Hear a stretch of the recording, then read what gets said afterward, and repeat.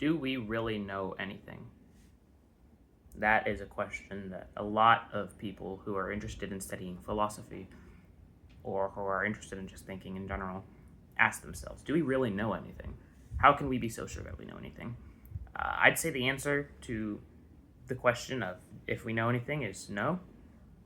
And I'm specifically for someone who's rational. Now, I have my reasons behind this. First, I think it's best that we get our definitions out of the way. To know something is to have an objective understanding of the truth of the matter. That's what it means to know. To know something means you can know that 2 plus 2 is equal to 4, or that the wind is blowing the trees outside right now, because that's what it looks like, and that's what we know. But reason is also a part of. It's one reason. It's one way that we know. Reason is simply a tool that we use to abide in discernment and understanding. It's a process. Reason is a process that we have, where we can think about something and we go through and we understand, why is this true? What is the evidence that points to this actually being true? Why do I believe this? Etc., etc. People are rational. Rationality is, I think, one of the fundamental parts of being human, and without rationality, there is really no humanity. Many people think that they know things. However, they simply believe them without reason. Unfortunately, it's a really big trend today to just say things without actually understanding why you say these things, why you believe these things, why you think you know these things.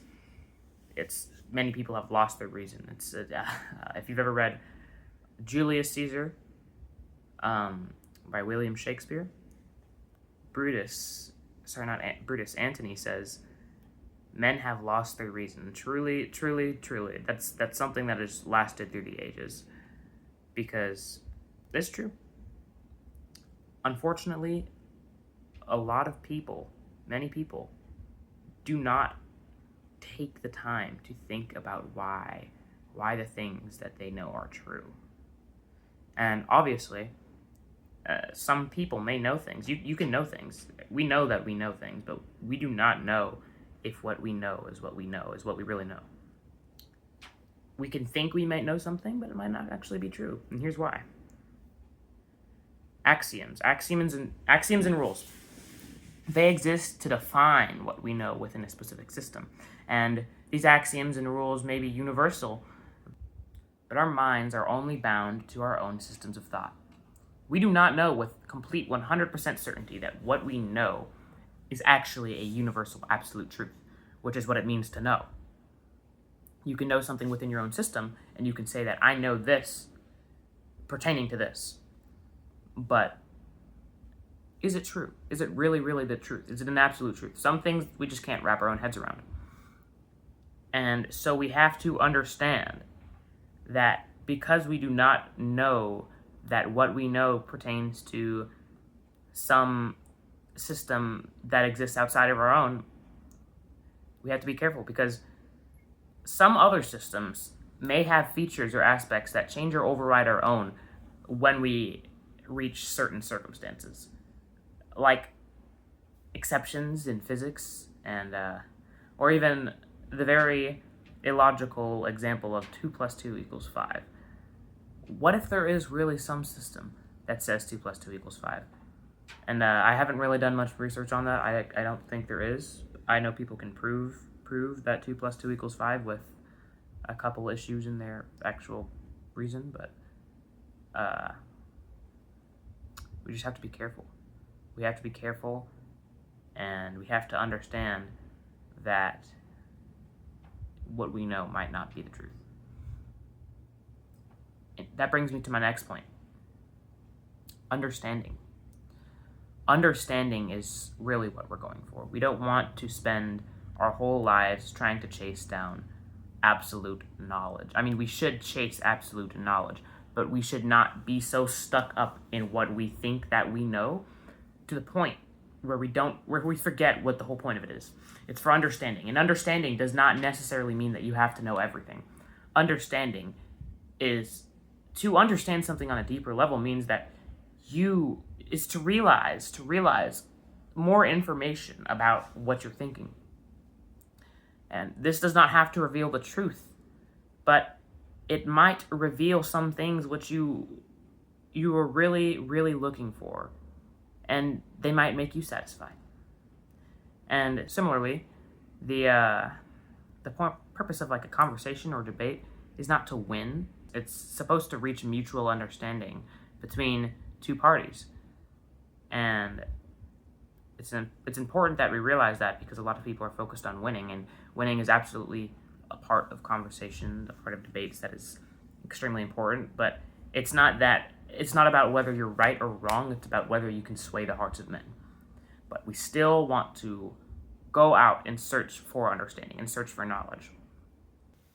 So why is it that we don't know anything? It's because we live in a world of our own design. Our systems of what apply to our own thought, and only those. Because of that, we must realize that there are other people, and that there are other thoughts and systems of thought, and we have to be able to actually listen to those systems of thought and reason through them using our ability to reason.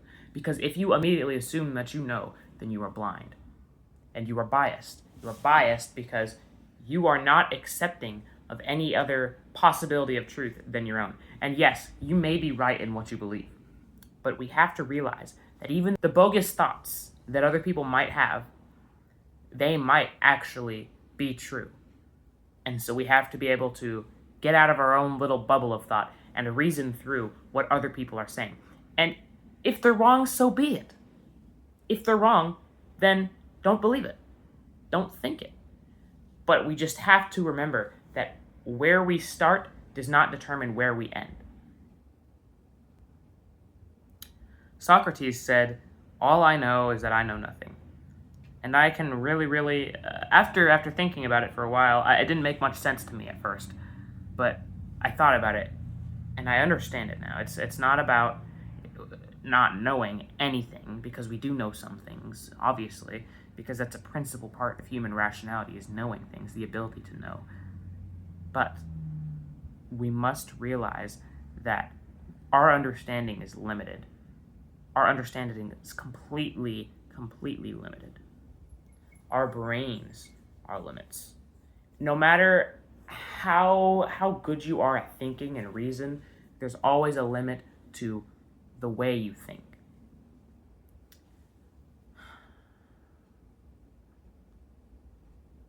This is one of the reasons why philosophy is so important, because personal belief and personal understanding should be able to be changed.